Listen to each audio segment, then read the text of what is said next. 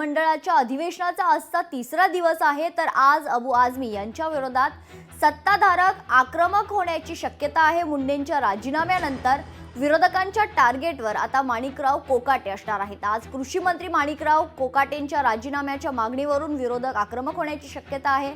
तर मंत्रिपदाच्या राजीनाम्यानंतर मुंडेंच्या आमदारकीच्या राजीनाम्यावरूनही विरोधक आक्रमक खरतर करणार आहेत आणि त्याच्यानंतर आक्रमक होण्याची शक्यता आहे। तर धनंजय मुंडेंनंतर माणिकराव कोकाटेंनी सुद्धा राजीनामा द्यावा अशी मागणी पहिल्या दिवसापासून विरोधकांकडून होत आहे। यासोबतच अबू आझमींच्या निलंबनाच्या कारवाईच्या मागणीवर विरोधक आणि सत्ताधारी दोघंही आक्रमक होतील। विधान भवनाच्या पायरीवर विरोधक खरतर अबू आझमी आणि कोकाटे यांच्यावर कारवाईच्या मागणीसाठी आंदोलन करण्याची शक्यता आहे। आमदार अबू आझमींनी माफी मागितली असून आज विरोधक काय भूमिका घेणार हे पाहणं महत्त्वाचं असेल। राज्यातील कायदा सुव्यवस्था आणि जनतेच्या प्रश्नावरूनही आज विरोधक आंदोलन करणार आहेत।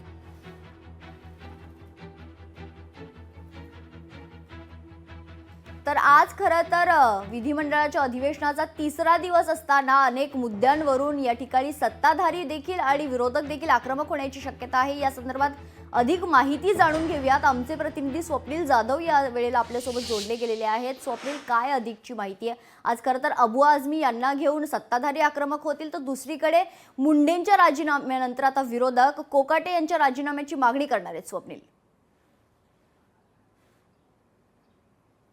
मेघना, नक्कीच अर्थसंकल्पीय अधिवेशनाचा आज तिसरा दिवस आहे। गेल्या 2 दिवसांपासून कायदा सुव्यवस्था याच प्रश्नावरती विरोधक गदारोळ आणि आंदोलन करताना पाहायला मिळतात। आज सुद्धा याच प्रश्नावरती आणि शेतकऱ्यांचे प्रश्न असतील, जनतेचे प्रश्न असतील, या प्रश्नांवरतून आक्रमक होतीलच। मात्र दुसरीकडे जे माणिकराव कोकाटे आहेत मंत्री, त्यांच्यावरती कारवाई करण्यात यावी अशा प्रकारची मागणीसाठी सुद्धा विरोधक आक्रमक आहेत आणि एकूणच आज त्या प्रकरणामध्ये सुनावणी सुद्धा होणार आहे। त्याचे पडसाद नक्की काय विधानमंडळामध्ये उमटतात हे पाहणं महत्त्वाचं असेल। दुसरा मुद्दा म्हणजे एकूणच या ठिकाणी कालचं वक्तव्य पाहिलं तर अबू आझमी यांनी जे वक्तव्य छत्रपती संभाजी महाराजांच्या विरोधामध्ये आणि एकूण अफजल खान औरंगजेबसाठी जे केलं होतं त्या संदर्भात त्यांनी माफी मागितलेली आहे। मात्र यानंतर खरं तर आज विरोधक आणि सत्ताधारी यांचा सूर काय आहे हे पाहायला महत्त्वाचं आहे, कारण काल वेलमध्ये सभागृह उतरून सत्ताधारी आणि विरोधक दोघांनीही त्या ठिकाणी निदर्शनं केली होती। खरं तर एकंदरीतच जर आपण पाहिलं स्वप्नील, तर आज विधिमंडळात पुन्हा एकदा अधिवेशनाच्या वेळी एक वेगळा गदारोळ होण्याची शक्यता आहे। धन्यवाद स्वप्नील, आपण दिलेल्या सविस्तर माहितीसाठी।